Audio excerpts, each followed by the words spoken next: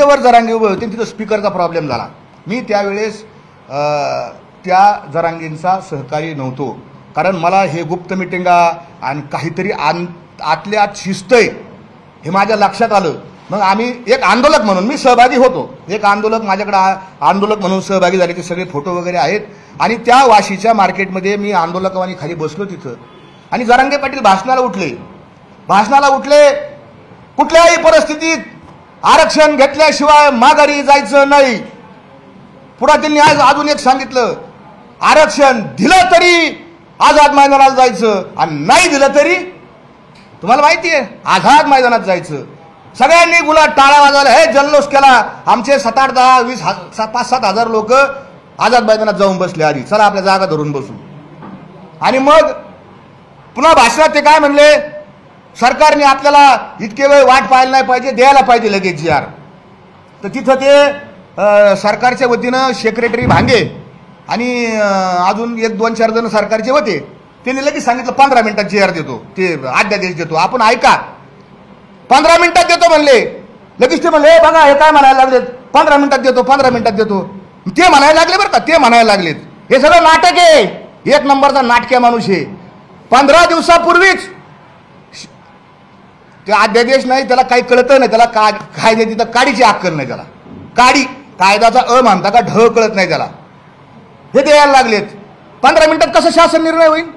15 मिनिटात अधिनियम अध्यादेश 15 मिनिटात द्यायला लागलेत. आणि मग नाटक केलं, ते जी आर घेतला. आणि मग काय पुन्हा फार महत्वाचे शब्द आहेत, मी का सांगतो, फार महत्वाचं आहे. अधिक मी काय जास्त घेणार नाही, एकाच मुद्द्यावर पत्रकार परिषद संपवणार आहे.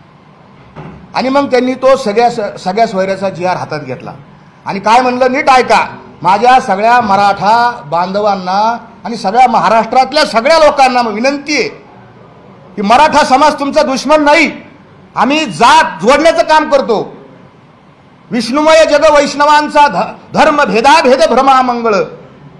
आणि मग जरांगेंनी काय सांगितलं की हे अर्धवट ज्ञान लय बेकार असतं आणि मग हे सगळं वाचून घ्यावं लागेल, त्याच्यातला काना मात्रा यकार ओलांटी हे सगळं वाचून घेऊ, बघून घेऊ, पटलं तर हा अधिनियम अध्यादेश घेऊ, नाही तर आझाद मैदानात जाऊ. हे त्यांचे शब्द आहेत. मी थोडाफार मागं पुढे होईन, पण त्याचा आशय असा आहे. आणि मग तो जी आर घेतला, शासन निर्णय घेतला. आणि मग हे जरांगे साहेब पुन्हा त्या बंद खोलीमध्ये जाऊन त्यांनी चर्चा केली. हे जे जरांगे आहेत ना, हे सामाजिक विद्वेष पसरवतात. आमच्या समोर ते जे भांगे जे आहेत, सेक्रेटरी समाज कल्याण खात्याचे प्रधान सचिव, त्यांना म्हणतात हेवांजऱ्याचं आहे, हेवांजरी आहे, हेवांजरी आहे, म्हणजे लोक खुश करायला बीडमधले लोकांचं त्यांना आनंद वाटायला, हलाबाड माणूस आहे. आणि मग ह्या भांगेंच्या बरोबर जरांगेंनी बंद खोलीत कस काय चर्चा केली, सगळ्यांनी पाहिले तुम्ही. सुमंत भांगे जे आहेत त्यांच्या बरोबर आधी लोकांचे बोलायचं आणि आतमध्ये गेल्यानंतर यांच्या संग काय चर्चा केली.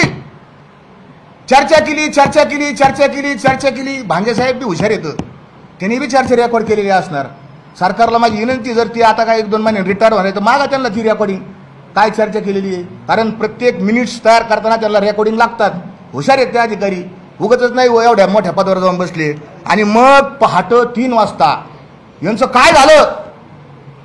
आणि मग आणि पुन्हा काय म्हणले त्या भाषणामध्ये, बघा मी अभ्यासक बोलावणार, मी वकील बोलावणार, मी या सगळ्यांना बोलावणार आणि मी सगळं कण वाचू काढणार. मराठा समाजाची कुठल्याही प्रकारे फसवणूक होता कामा नये. माझा मायबाप समाज, हे सगळे भुलवण्याचे शब्द येतं. माझा मायबाप समाज आणि लेकरं बाळ, आणि मी बी मराठा समाजाचा आहे, मलाही बोलता येतं, मलाही ऍक्टिंग करता येते. अरे आम्ही कीर्तनकार, म्हणजे तुम्ही म्हणले ना हसवायला हसू, रडवायला रडव, काही करतं. हा 1 नंबरचा कलाकार आहे, याला ऑस्कर पुरस्कार द्यायला पाहिजे, इतका कलाकार आहे. हा या जरांगेनी तिथं काय सांगितलं, माझे वकील बोलावणार, वकील आणा. कोणचे वकील आले, जरांगे जाहीर कर.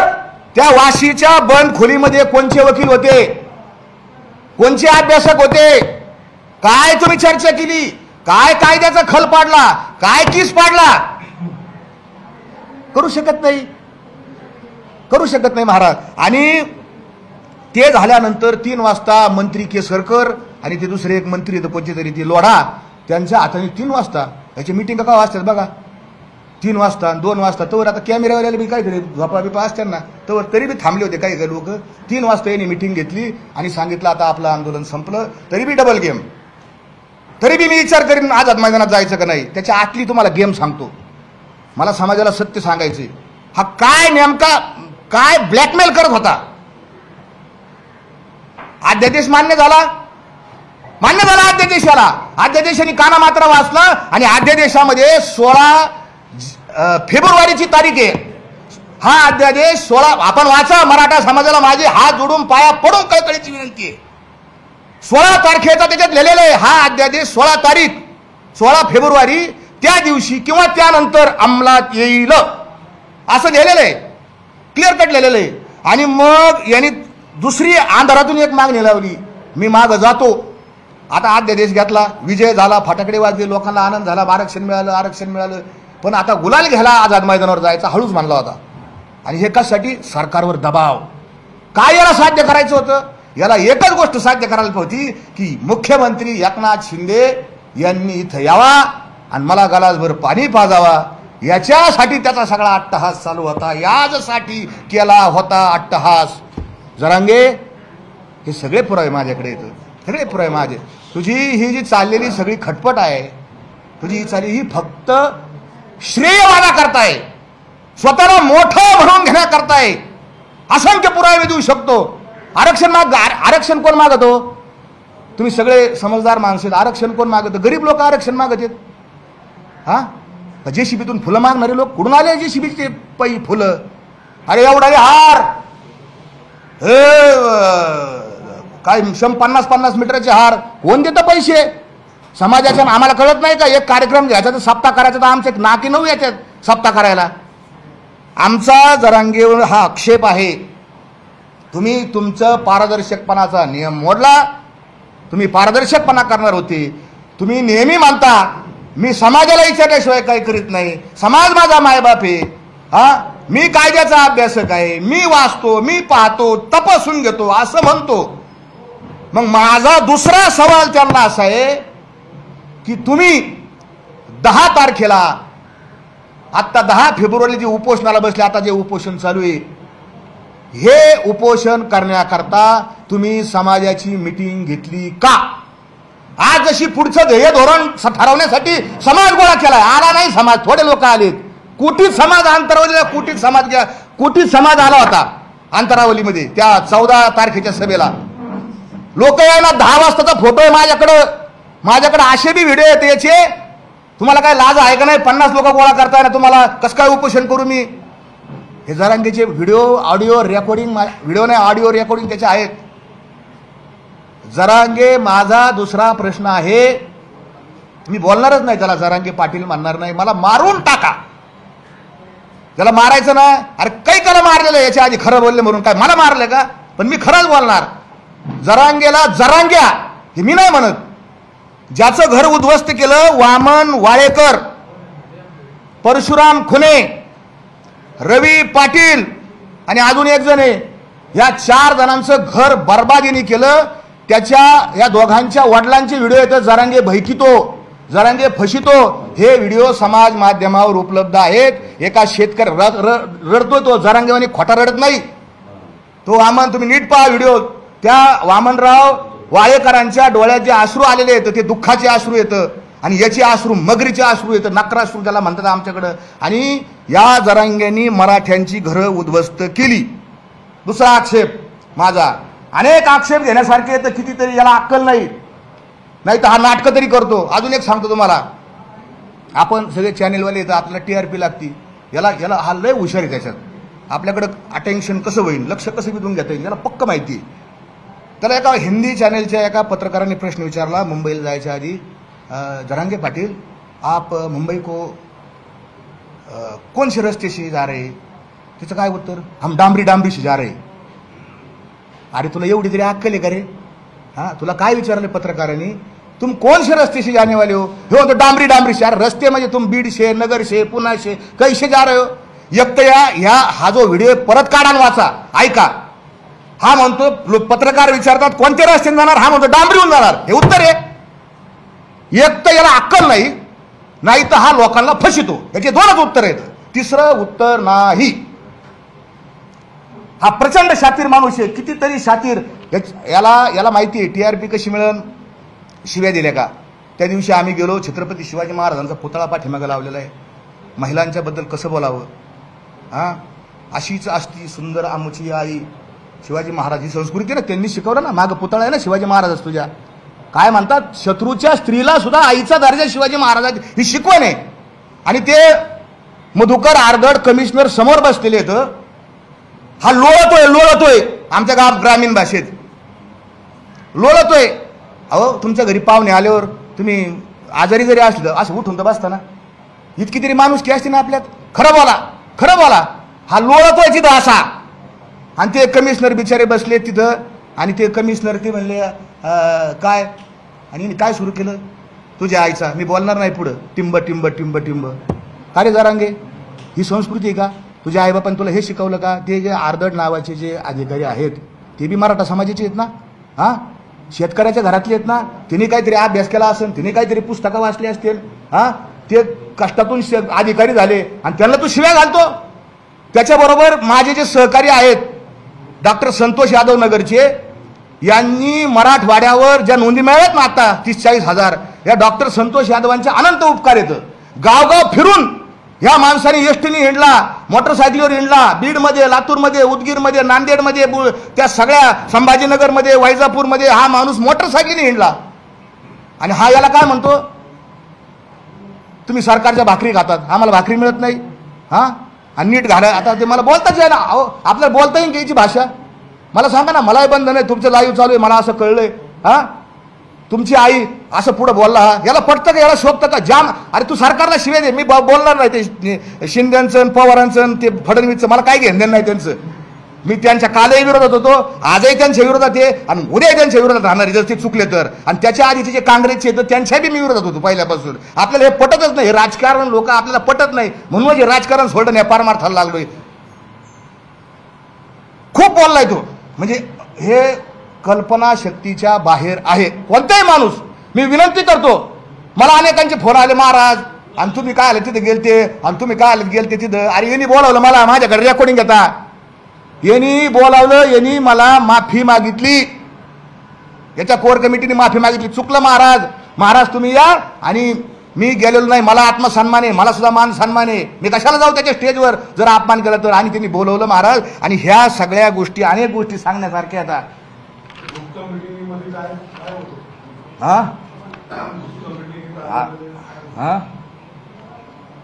गुप्त मिटिंगमध्ये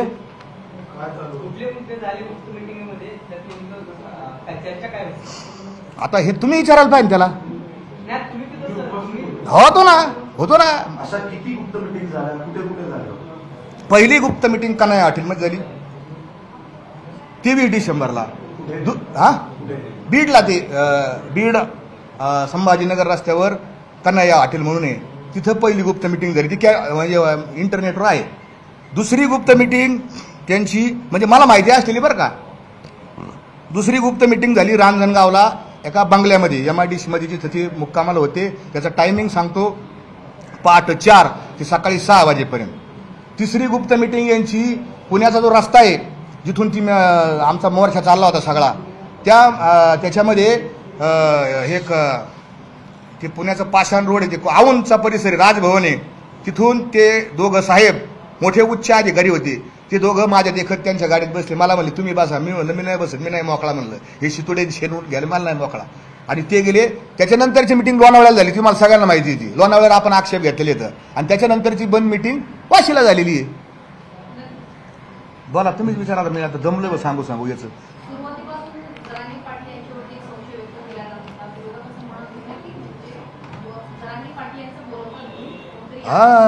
आहे ना. बरं झालं ते सांगायचं राहिलं, तुम्ही आठवण केली. 10 तारखेला जरांगे हे उपोषणाला बसले. पहिला आक्षेप, आज जसं समाजाला बोलावलं मिटिंग घेऊ, पुढची दिशा ठरवू, मग 10 तारखेला का नाही बोलावलं? 10 तारखेला जरांगे त्यांचे जे काही लोक होते आणि तिथं योगायोगाने मी बी होतो तिथं. आणि जरांगे काय म्हणले, त्यांची चर्चा झाली बरं का, आता उपोषणाला बसायचं आणि सगळ्या ग्रामस्थांनी विरोध केला. आत्ता चालू आपण 16च्या नंतर बसू ना, आत्ता चालू आपण 16च्या नंतर बसू. जरांगेला एक फोन आला, आता तुमचं उत्तर देतो मी. जरांगेला एक फोन आला आणि ते फोन असा चालू असताना त्यांच्या एखाद्याने विचारलं, काय करता पाटील? ते म्हणले काय नाही, पत्रकार बसलेत रोजचा सकाळचा, ते तुमच्या मुंबईमधले एक राऊत तर त्यांचं जसं असं त्यांचा यांचा एक व्यवसाय झालेला आहे, सकाळी सकाळी पत्रकार परिषद घ्यायची धंदाच झालेला आहे. आणि ते मी पत्रकारांना बाईट घेऊन येतो आणि मग आपण 4 वाजता मिटिंग घेऊ आणि मग उपोषणास ठरवू. हे त्यांचे शब्द आहेत बरं का.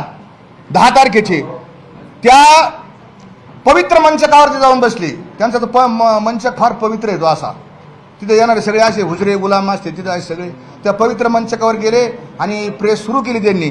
आणि प्रेस सुरू केल्यानंतर काय म्हणलं, पहिलं वाक्य त्यांचं तुम्ही त्या दिवशी 10 तारखेच्या प्रेसमध्ये नीट ऐका, ऐका ते वाक्य असं होतं, हे बघा आता मी उपोषणाला बसलोय, पुढचं बोला. हे त्यांचे पुढचं बोला. लोक म्हणले अहो मिटिंग घ्यायची होती आपल्याला, मग नाही आता मी बसलो म्हणले, आता पुढचं बोला. अरे तू कोणाला बसला विचारून? तुझे सगळे लोक म्हणतात पाणी प्या, तू विचारलंच कोणाला? मुदतच जर 16 तारखेपर्यंत, 16ला अधिकारी आपल्याला बसायचा. कोणाचा फोन आलता हा मला प्रश्न आहे, कोणाचा फोन आलता आणि त्यांनी ते जाहीर करावं. मला संशय आहे, मी कोणाच तरी फोन आलता तर मला माहित नाही नेमका कोणाचा आलता. आधीपासून जर माहिती होतं तुम्ही याचा थोडासा अधिकार. हा बरोबर येस हा बरोबर. त्याचं कारण असं होतं की मी जर काही बोललो, मी आता माझ्या जवळच्या सहकार्यांना बोलायचं राहील, माणूस बरोबर नाही राव, लय कोणावर तोंड टाकतो, याची हेतू याचे उद्देश समजत नाही राव, याची बॉडी लँग्वेज सुद्धा डेंजर आहे म्हणले. मी मानसशास्त्राचा विद्यार्थी, याचं तर डेंजरच दिसते म्हणले, मला काय खरं वाटा ना भोय.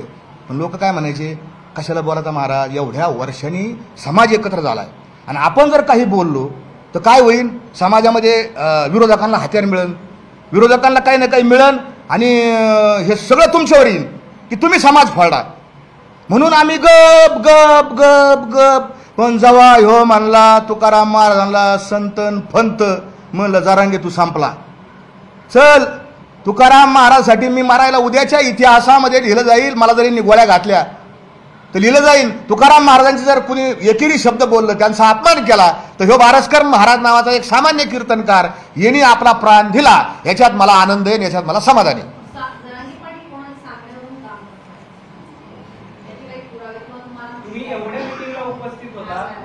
पाणी तरी प्यायला काय परत विचारा.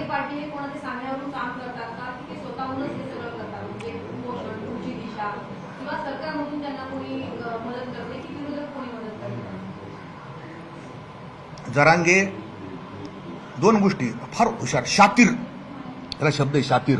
हा शातीर माणूस आहे. हा फायदा आहे कसा तो बघतो, आपला फायदा काय, आपला कसा फायदा होईल, आपण कसं पुढे जाऊ. तुम्ही 2021चं आंदोलन आहे माझ्याकडं, त्याचं व्हिडिओ आहे माझ्याकडं.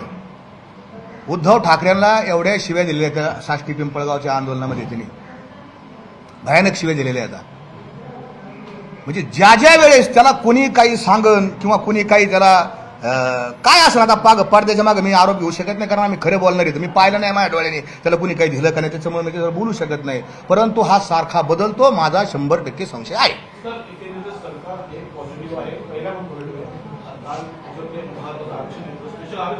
हा हा हा जरांगे पाटील अजूनही उपोषणाला बसलेले आहेत, तेही अजून काही मागण्या ठेवत आहेत. एकंदरीत जेव्हा सरकार एक पाऊल टाकतं त्याच्यानंतर पुन्हा एक वेगळी मागणी समोर येते, असं बघतात जवळ राहिलं.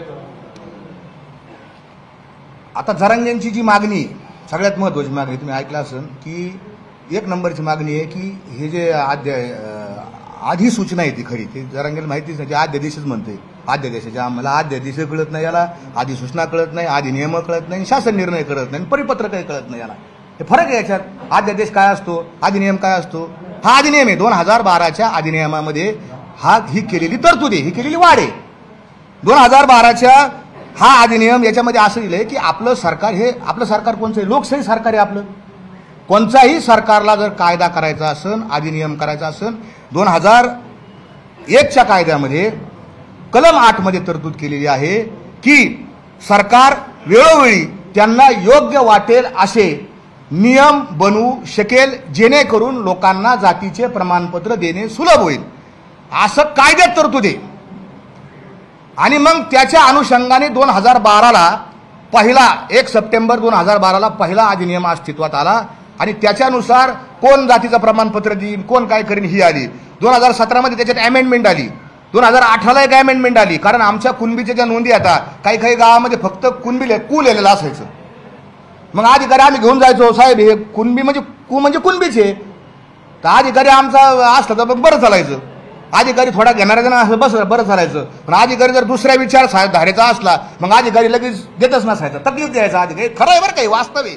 हे भेदाभेद करतात हे अधिकारी बसलेले सुद्धा. म्हणून तर लोक टाळलेले आहेत, म्हणून समाज रस्त्यावर आलेला आहे. आणि समाज का रस्त्यावर आलेला आहे ते एक सांगतो तुम्हाला, की मराठा समाज हा आतून इतका पेटलेला आहे, भयानक पेटलेला आहे.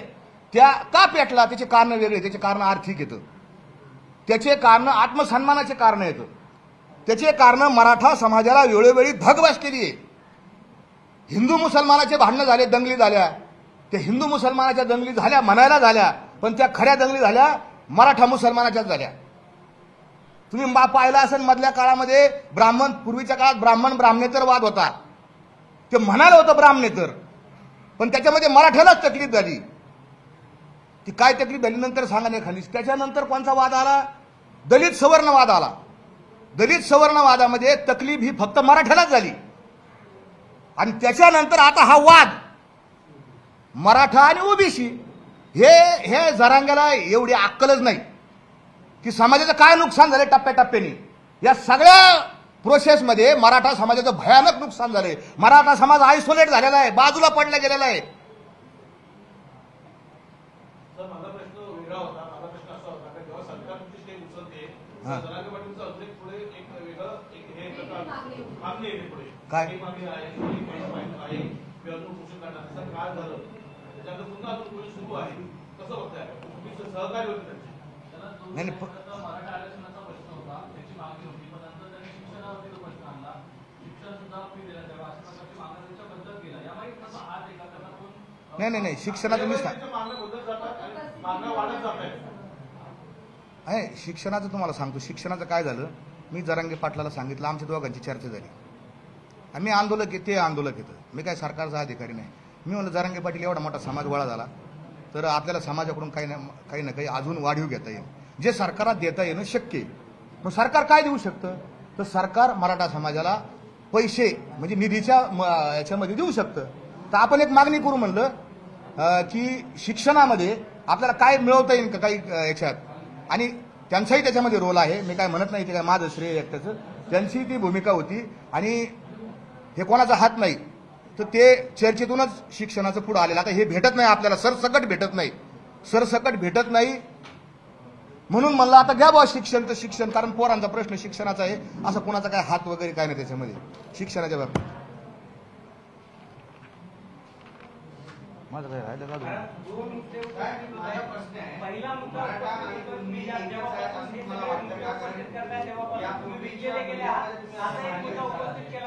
एक मिनिट, मराठा कुणबीचं कोण बोलत होतं? एक तुमचं घेतो उत्तर. वाशीमध्ये मनोज जरांगे पाटील यांची सेटलमेंट झाली, असे दोन वेगवेगळे आरोप आहेत. नेमकं या दोन्हीकडे तुम्ही कसं पाहताय? नाही थांब, ते मराठा कुणबीचं मला सांगू द्या आधी. मराठा कुणबी एकच आहे असं तुम्हाला मी सांगतो तुमचं. व्हिडिओमध्ये तुम्ही म्हटलं होतं मराठा कुणबी एकच आहे का? आधी तुम्ही त्या मतावर ठाम आहे. कसं आहे, मराठा कुणबी हे सगळ्या महाराष्ट्रात एक नाहीत. कोकणाचा प्रॉब्लेम वेगळा आहे.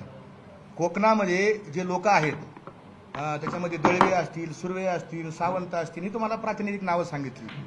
हे आणि कोकणामध्ये जे कुणबी येतं, तिलोरे कुणबी, हे संपूर्ण हे दोन्ही समाज वेगळे येतं. हे जे मी आता तुम्हाला 3-4 प्रातिनिधिक आडनावं सांगितले, यांच्या 500 वर्ष जरी मागे गेलं तर यांच्या नोंदी मराठीच सापडतात.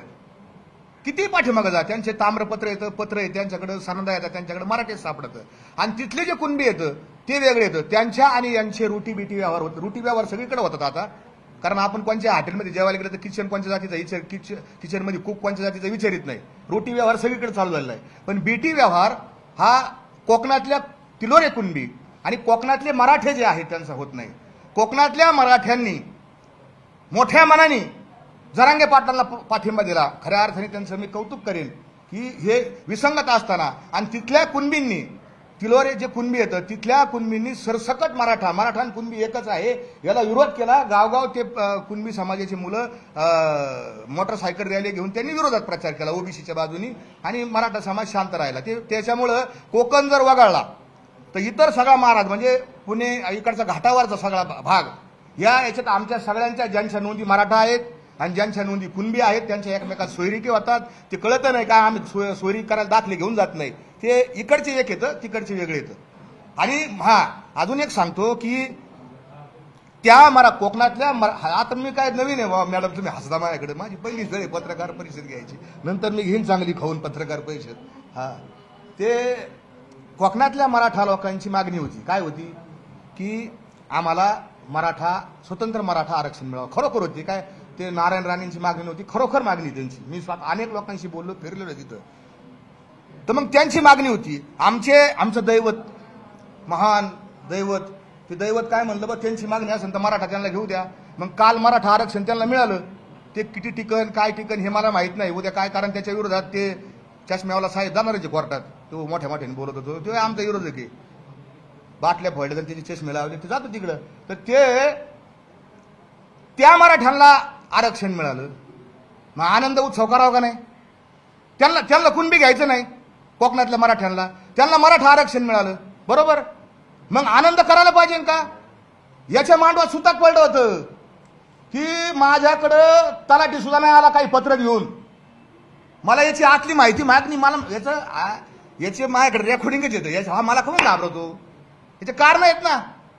मी ते सांगेन पुढच्या वेळेस. यांनी आनंद उत्सव केला नाही. त्यांना आरक्षण मराठा घ्यायचं होतं तिने केलं नाही आणि यांनी काही तिथं कुणबी म्हणून आता विरोधात करायचं याव करायचं त्याव करायचं. विचारा जावं काय विचारायचं असं. सरकारमध्ये नेते चोर आहेत आणि ते फसवत आहेत असं विधान तुम्ही केलं होतं जरांगे पण तेच विधान करतायत. हो सरकार आणि प्रशासन माझं असं मत आहे मी चांगल्या शब्दात सांगतो हे वारांगणा येतात आहे का नाही. ते फक्त पैशाचे असतात ते कोणाचेच नाही. सरकार हे कोणाचंच नसतं. आपल्याला वाटतं बा आपला आमदार निवडून आलाय कोणाचं नाही. कोणतेही सरकार भाजपचं सेनेचं असू नाहीतर ते दुसरं काँग्रेस राष्ट्रवादीचं असू नाही तर अजून कोणाचं येऊ सरकारमधल्या माणसांवर आणि प्रशासनावर माझा तर बिलकुल विश्वास नाही. ते फसवतात. हे खरं आहे तुमचं म्हणणं. पण बागेश्वर बाबांनी पण तुकाराम महाराजांनी जे विधान केले त्यामुळे तुम्ही भूमिका घेतली मग बागेश्वर बाबांनी जी भूमिका घेतली होती त्याच्या विरोधात पण तुम्ही बोलणार आहात का असा प्रश्न अरे मी कीर्तनच केले. आता ते अभंग तुम्हाला आता मला हे सांगता येणार नाही पण जगरुढीसाठी घातिले दुकान मी ते तुकोबरायांच्याच भाषेत उत्तर देतो. भूत भविष्य कळो यावे वर्तमान तुकोबरायांच्या भाषेत उत्तर देतो बागेश्वर महाराजांना की भूत भविष्य कळो यावे वर्तमान हे तो भाग्यहीन त्यांची जुडी जगरुढीसाठी मांडिले दुकान जातो नारायण अंतरोनी. तुकोबरायांनी सांगितलं भूत भविष्य वर्तमान हे आम्ही पाहत नाही आम्हाला मान्य नाही त्याच्यामुळे तो विषय संपलेला आहे. तुकोबराय नाही म्हणतात म्हणलं आम्ही कशाचं समर्थन करतो. मग अशी सांगितलं मी काय ते जर घेत असून तुकोबरायच्या विरोधात भूमिका घेतच नाही आम्ही कोणाच्या विरोधात. तुम्ही म्हणले अमेरिकेचे राष्ट्रपती संघ लढत त्याच संघ लढू मारत काय होईल ते.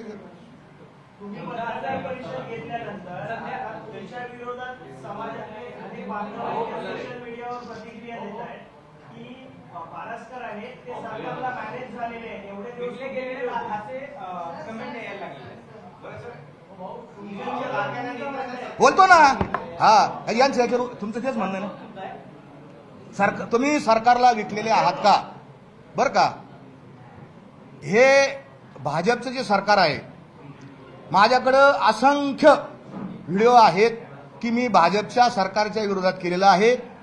मी पैशासाठी विकला जाणारा माणूस नाही. मी असं माझ्याकडून काही प्रतिक्रिया घेऊ तुम्ही माझ्या परिसरात जाऊन विचारा की हा माणूस कसा आहे तुम्हाला. कारण मी जर म्हणलं मी लय भारी मी लय चांगला लोक म्हणजे याला काही अक्कल नाही. तुम्ही माझ्या परिसरातल्या लोकांच्या प्रतिक्रिया घ्या. ज्या ज्या गावात मी कीर्तनं केलीत मी पैसे घेत आणि माझे आई वडील त्यांच्या आशीर्वादानं खूप मला मिळालेले पैशाची काही लोभ नाही.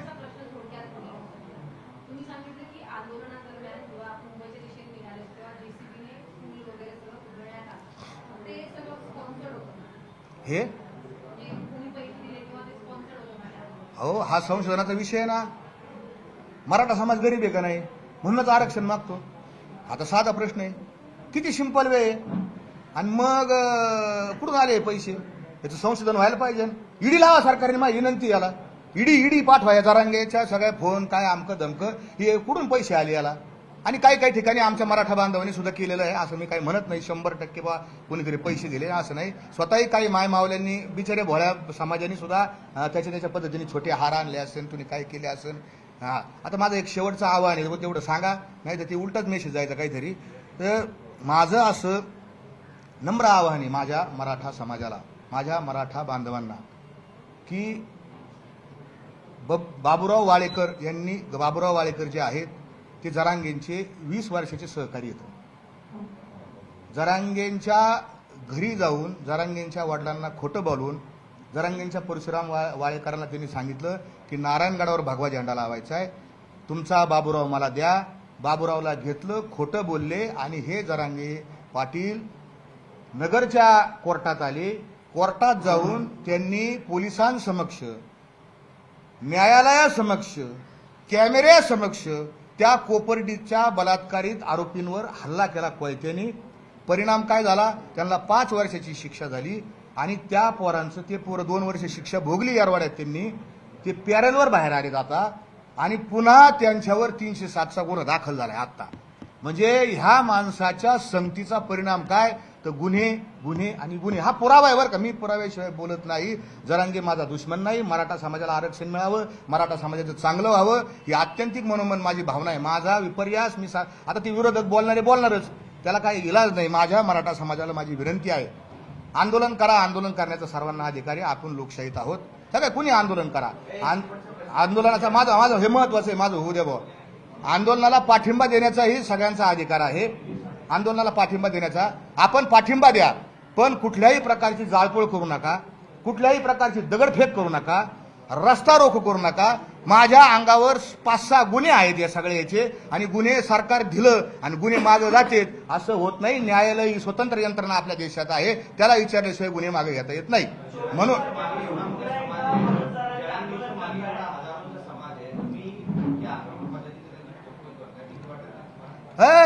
भीत नाही आता आपुल्या मरणा. माझ्या प्रत्येक शब्दाला तुकोबा राहायचा अभंग आहे. भीत नाही आता आपुल्या मरणा, दुःखी होता न जना देखवे, किंवा बुडते हे जन न देखवे डोळा, येतो कळवळा म्हणून या, किंवा मरणा आधी राहिलो मरुनी मग होते म्हणे. आता मी आधी मरून घेतलंय मलाच. आणि अजून एक महत्वाचं राहिले, फारच महत्वाचं आहे, थांबा जरा. आणि माझं लय महत्वाचं आहे हे, तुम्ही मेनच तुमचं जाईल निघून. आता मी समाजाला आवाहन केलंय, अवाहन, हात जोडून पाया पडून लागून या, पाया येणं तुम्हाला.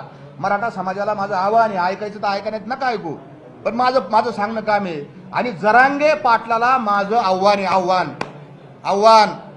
तुका म्हणे मना समर्थाशी गाठी घालावी हे मांडी थापटून हगाम्यात येऊन. माझं त्यांना आव्हान आहे की त्यांनी 1 to 1 माझ्या समोर यावा. मराठा समाजाचं कसं नुकसान झालंय, कशी फसवणूक झाली, कसा घात झाला हे मी त्यांना सांगन. त्यांना काहीच अक्कल नाही हेही तुमच्या या न्यायालयासमोर मी सिद्ध करून देईन. त्यांनी यावं ही माझी अपेक्षा.